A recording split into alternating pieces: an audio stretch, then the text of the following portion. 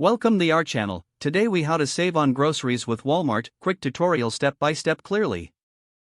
Start by gathering your grocery list. Open the Walmart app on your smartphone. If you don't have the app, download it from your app store. Create an account or log in if you already have one. Use the search bar to find items on your grocery list. Check for any current sales or promotions on these items.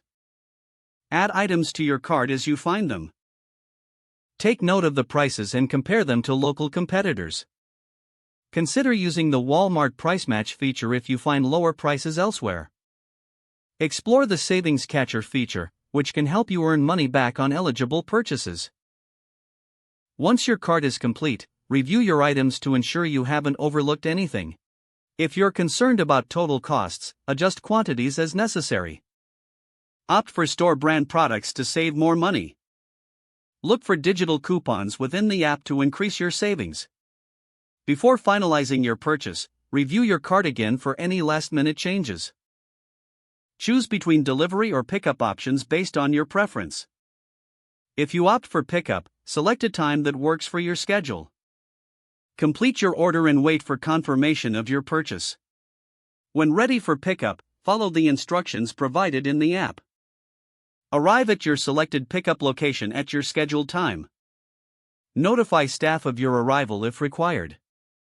Load your groceries into your car and enjoy the savings.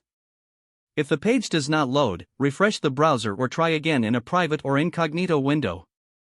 Make sure you are using the correct email address, then retype it carefully to avoid small typos. If your password is not accepted, use the reset option and create a new strong password you can remember. Check your spam folder for verification or security emails, then complete any requested confirmation steps. Enable two-factor authentication if available to improve account security and reduce unauthorized access risk. After signing in, review your profile details so your contact information and settings are accurate and current. Don't forget to like this video and subscribe to our channel for more step-by-step tech guides.